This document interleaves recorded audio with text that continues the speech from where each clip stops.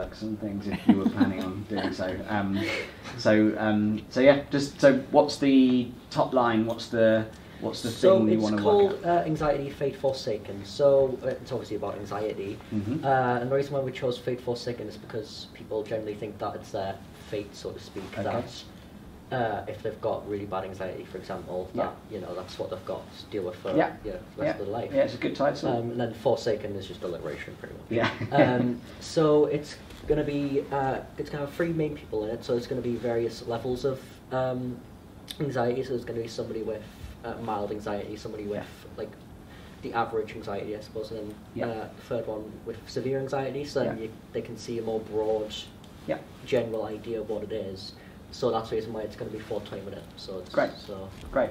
So you were saying you think each episode is a different individual suffering from a different type of level of anxiety? You think? Or so it's going to be like all of them. They're all of them in each app. Yeah, great.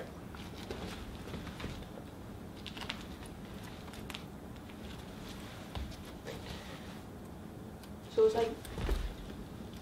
Oh, hold on. So it's like based between like people like 16, 24. Yeah. Because like that's how like young people suffer with it.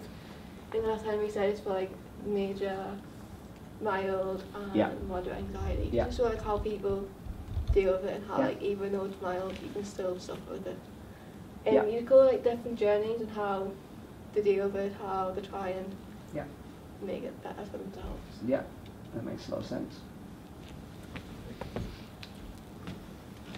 The first episode introduces the main aspects of the series, with the people who suffer from anxiety and their struggles and their strategies to cope with it. The second episode sees them finding help for their anxiety. Okay. The third episode's a continuation of that, with people with more severe anxiety getting more screen time. Okay. And the final episode showcases how they've changed and what they can now do thanks to the help they've received. Yeah, great. And then lastly we have the talent, which is the people that are being included in the documentary. We have Daz Black and we have Matt Haig, and then we have like the local talent. Okay. For Daz, he has like quite a big, like, what is it? Platform. Yeah. And he gets like help from his audience and stuff. Okay. And he helps others understand it. Yeah. And then with Matt Haig, he's an author and produces books with mental health.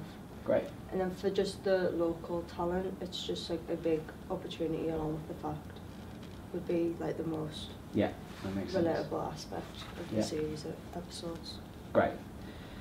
So would you say that the idea is you want to identify and inform people better about what anxiety, the impact of anxiety on people's lives, and that can come in many forms. So that's why you would look at people with severe anxiety right the way down to people with mild anxiety, but it has an impact. And that what you're trying to do is see how they each can get some help and have a kind of positive resolution to them sort of having some kind of getting somewhere within that process. And what would you envisage might be the help?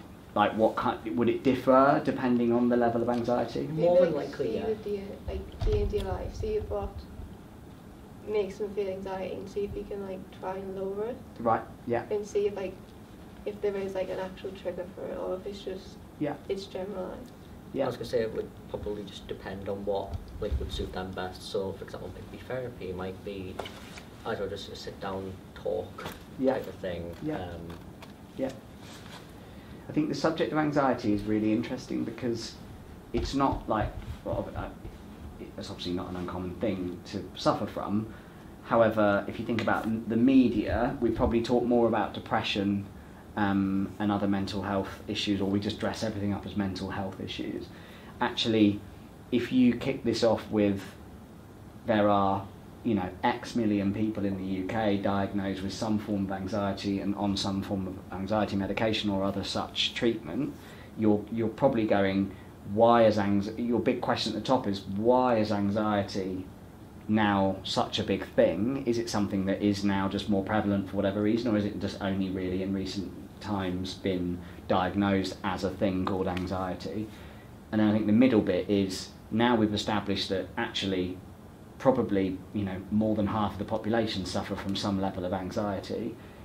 What kind of contemporary modern treatments are out there that various people could use? And it feels, so we made a documentary about a young guy going through therapy. So he had never been into therapy, he was suffering from depression, and he was very tentative about going to therapy because he didn't particularly understand what it was, and he went through therapy and we filmed that process and he came out the other end really positive. You might have watched that documentary, do you remember? Because these students came along and watched it when it came okay, to great. college. Yeah, with Kemmer K. So he was, the reason we made that film was pretty much along that it was much more sort of specific than what you're doing, and it was probably more, I guess, to do just, if we were labelling it as depression or certainly mental health issues off the back of trauma. But one of the main reasons we did it was to go, well, therapy shouldn't necessarily be something that you automatically go, oh, that sounds like a nightmare, I don't want to speak to strangers and I'm not quite sure how just talking to someone can fix me. And thankfully in Kemmer's case, that worked out really, really well, and he had massive reservations but went through the process and came out the other end of it really positively. So I quite like, if it's quite interesting to go anxiety, like as a top line, it's like we kind of all use that and throw that around, but it comes in so many forms and you're looking at that so that people will find that quite relatable. It's like, actually, you know, I feel like this all the time, and I suppose that is mild anxiety.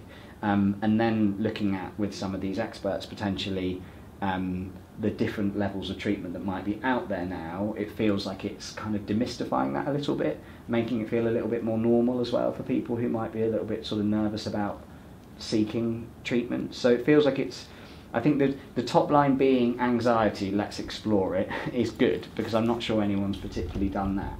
It's narrowing down into a part of mental health that maybe not have been done, so I really like that.